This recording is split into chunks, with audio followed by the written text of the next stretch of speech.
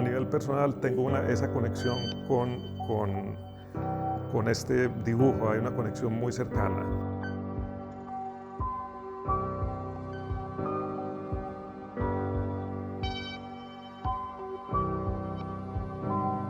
En el año 2000 me voy a vivir a Nueva York y viví más o menos por 12 años. A mi regreso a Colombia, una de las situaciones y de las anécdotas o lo que más me impactó de llegar al país fue las cantidades serie de eventos que surgen políticamente, socialmente, todo este caos, y me impresionó mucho que dentro de un escándalo surgían tantos escándalos políticos que ninguno alcanzaba a ser digerido por la población y ninguno alcanzaba, se vuelve memorable. Entonces decidí construir una serie que se tratara de los 7 escándalos políticos que sucedieron durante mi vida y que yo me acuerde de ellos, que me hayan afectado enormemente. Entonces decidí tomarlo un poco al azar. El primer escándalo que hice, digamos, yo lo llamo ilustrar, que ahora entro un poco a hablar del contenido, fue las chuzadas. Y las chuzadas fue un evento que sucedió durante la presidencia de Álvaro Uribe. Y lo que sucedió fue que el departamento, el DAS, que es el Departamento de Investigación del país, que ya no existe, decidió interceptar no solamente políticos, sino la Corte Suprema de Justicia, los miembros de la Corte Suprema de Justicia, políticos, personajes importantes de la sociedad colombiana, y crear un net de investigación y de espionaje que era un poco ridículo porque la manera como se hacía a nivel tecnológico era muy pobre, pero era bastante sofisticado en la creación de esto. Cuando decidí hacer la chuzada surgió como un cuestionamiento de formalmente cómo voy a expresar esto. Entonces me pareció que debían ser historias muy didácticas, muy coloridas. Una de las metas que me propuse es que quería hacer una obra que llegara fácilmente a todo tipo de personas, que la gente se sintiera muy familiarizada, y por eso decidí trabajarlo en dibujo, acuarela, sobre papel. En los colegios en Colombia se usan mucho las cartulinas, y las cartulinas son trabajos que se tienen que hacer. Es ilustrar un problema o ilustrar biología, entonces en un formato y en un papel que ya está establecido y cualquier colombiano entiende que es una cartulina. Lo que quería era hacerlo de una manera también muy ingenua, muy naif, porque quería contar una historia como si se hiciera, yo quería llevar cronológicamente con un principio y un fin. Luego de las chuzadas, pasa al proceso 8000, que es un desafortunado momento histórico en que uno de los presidentes de Colombia que ganó las elecciones fue elegido con el apoyo del narcotráfico, del cartel de Cali. Y este dibujo es de cierta manera el que más humor presenta, porque la situación es tan absurda que involucra elefantes, hay amores, hay desamores, hay muertes, hay anillos de diamante, hay divorcios, hay peleas entre mujeres por un anillo de diamante. Entonces, este es, digamos, que el más, yo diría que es el más macondiano de todos los escándalos. Luego surge otro que se llama falsos positivos. Falsos positivos también sucedió durante la presidencia de Álvaro Uribe, y este es digamos, un tópico bastante delicado porque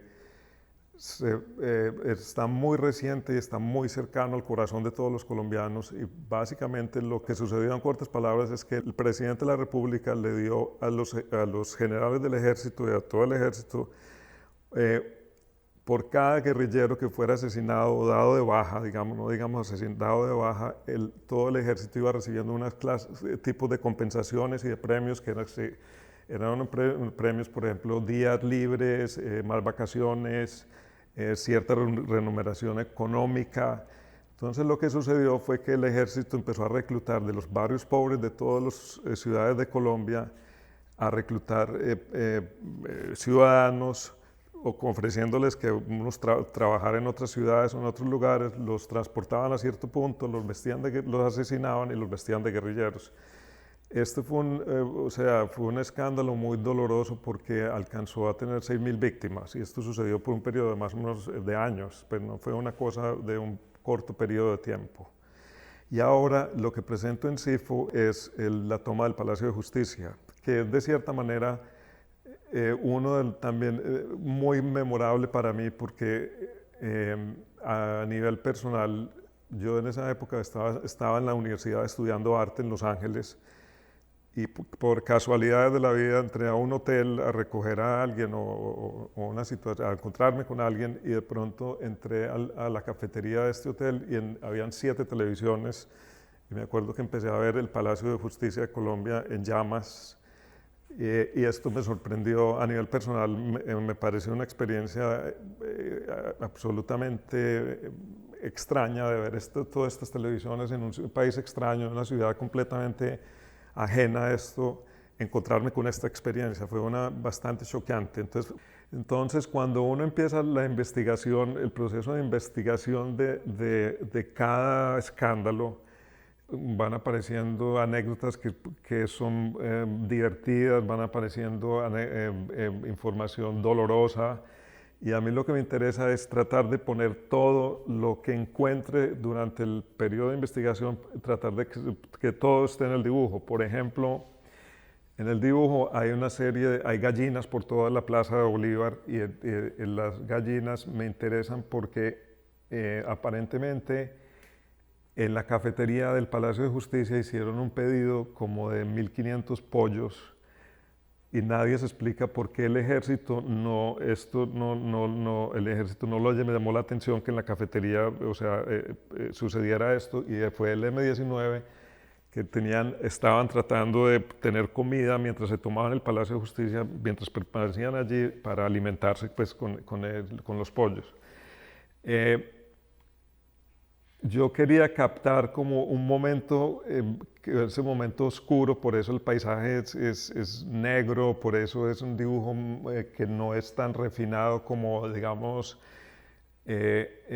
como el proceso 8000, porque quería captar lo que se sintió en el país y esto fue, la verdad fue que fue una noche negra, fueron 30 y pico de horas que son nefastas para la historia de Colombia.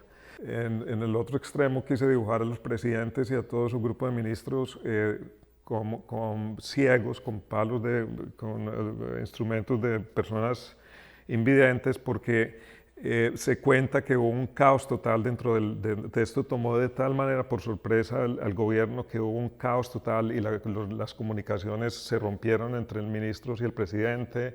Las contraórdenes fueron brutales, la comunicación telefónica con el M-19 dentro del Palacio de Justicia era casi que cómica si uno lee los diálogos. Por ejemplo, la ministra de Comunicaciones en ese momento era Noemí Sanín. Ella ordenó a todas las cadenas de televisión a resumir, solamente a transmitir un partido de fútbol que estaba sucediendo en este momento. Entonces los colombianos nunca supieron qué estaba sucediendo.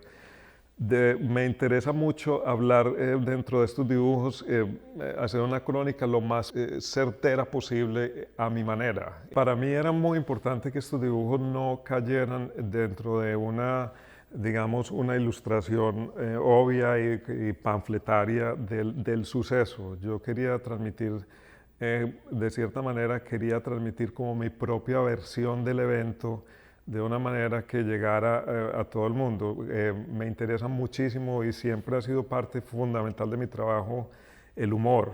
Hablar de momentos terribles y horrorosos y nefastos de la historia, pero saberlos transmitir con cierto refinamiento y una sutileza que pudieran llegar a todo el mundo y que tuvieran un grupo, pues, una audiencia masiva. Un acontecimiento muy interesante que sucedió fue que yo mostré 2 dibujos de estos en la Feria de Arbo y la esposa del presidente Álvaro Uribe vio los dibujos. Entonces la señora del presidente me llamó y me dijo: Jorge Julián, le quiero decir que estoy muy molesta Y yo le dije, ¿por qué estás molesta? Y me dijo, estoy muy molesta porque usted puso a la esposa del otro presidente en ese dibujo y a mí no me puso en el dibujo que habla de mi marido. Entonces digo que de cierta manera es todavía aún más macondiano porque ni siquiera a nadie ni siquiera le molesta, les parece hasta honroso estar en esos dibujos. El arte para mí es básicamente un instrumento para exorcizar todo lo que me cuestiono, todo lo que me molesta, todo lo que pienso, todo lo que me cuesta resolver o digerir. Para mí es como el acto final de una serie de pensamientos y de problemas, de motivaciones, de cuestionamientos.